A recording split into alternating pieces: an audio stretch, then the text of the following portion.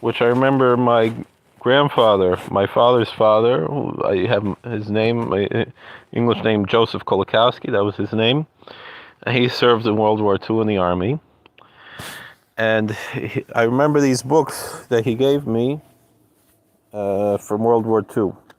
I just thought they would be interesting to look at live on YouTube. So the first one is this one is called The Pocket Guide to Australia. War and Navy Departments, Washington, D.C. So let's look at this book. So it says, for use of military personnel only, not to be republished in whole and part without the consent of the War Department. I don't know if I'm violating that. Prepared by Special Service Division, Army Service Forces, United States Army.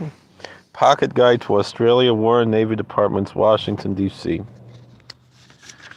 I know I don't need to read this, but it's interesting, and it's so just a couple of lines to let you know that I have found out I am not in Ireland after all. That was a pocket guide to Australia, contents the other side of the world, a pioneer land, the empty heart of Australia, the people down under, waltzing Matilda, the Australian Commonwealth, the States, miscellaneous information, Australia at war, cobbers, and Australian slang. I don't know if we're going to go through this whole book now, but so first of all, let's look at that. Australia is about the same size as the United States. It measures approximately 2,400 miles east to west and 2,000 miles north to south. So that's the comparison of these two maps. The other side of the world. There's a picture of a kangaroo with a joey in it. So, you and your outfit have been ordered to Australia as part of a worldwide offensive against Hitler and the Japs. A drive that will end in Tokyo and Berlin. You're going to meet people who like Americans and whom you will like. The Australians have much in common with us. They're a pioneer people. They believe in personal freedom. They love sports. And they're out to lick the Axis all the way. But there are a lot of differences too. Their way of living and thinking on all sorts of things like tea, central heating, the best way to spend Sunday, or saluting officers and such. You'll find out about those, but the main point is they like us and we like them.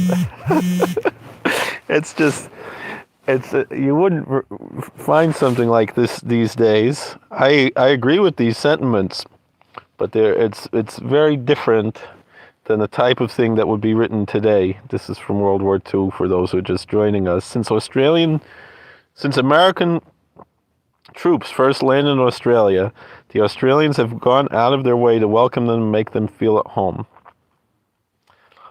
Australian newspapers have used up newsprint, and it's scarce, to print baseball scores, and even major league standings, and hometown news, and even American cooking recipes for housewives. The government has made American money legal tender in the country and set up special exchange rates for American soldiers.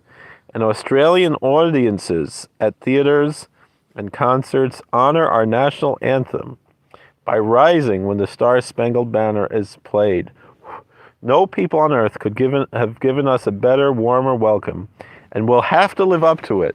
I like that Musser, that they're so nice to us, so we better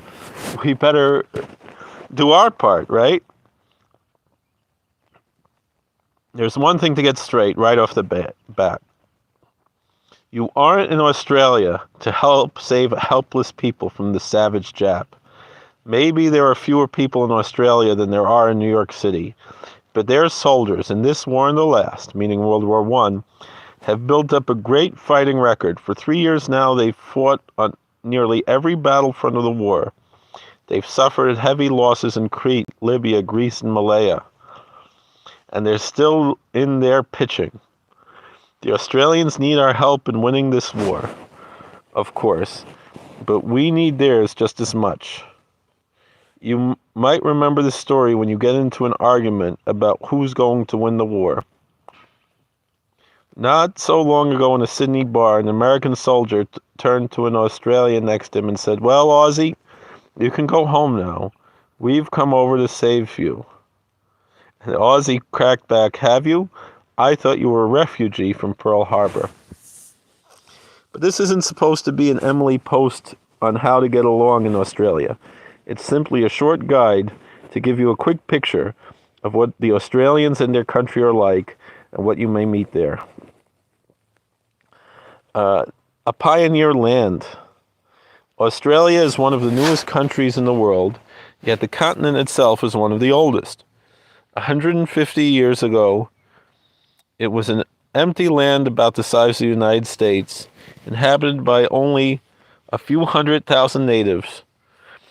The Australians called them Abos for Aborigines, living about the same way they did in the Stone Age. In a century and a half, it has become a land of fine modern cities, booming factories, turning out war material and fighting men famous everywhere. It is a land of great plains, millions of sheep and cattle, of gold mines and deserts, and funny animals. And it's one of the world's greatest democracies. And here's a picture, the duck-billed platypus. Again, these books are so quaint. You wouldn't get away with writing stuff like that today, but this is how it is. Writing back in the 40s. Here's interesting, Australia and the world. So here, it's interesting how it's pointed out here.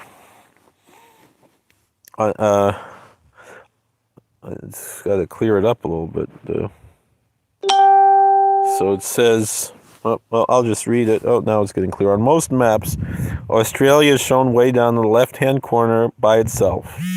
A fact that makes Americans think it's a long way from nowhere. This map gives a truer picture of Australia in relation to the rest of the world and clearly indicates its strategic importance.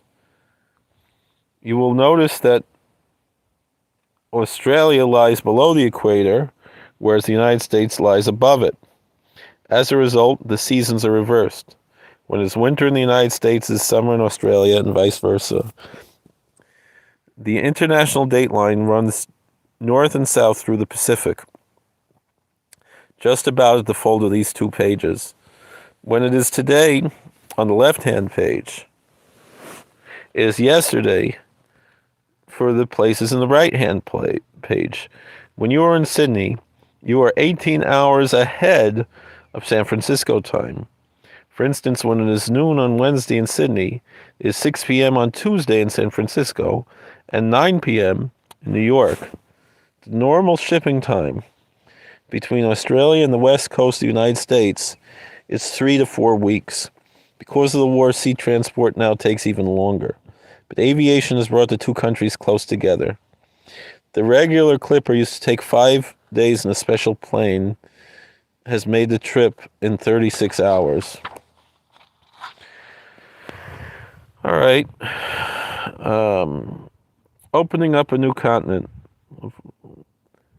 So I don't know if we're going to read all of this now, but it's a very interesting little book here. Now this looks like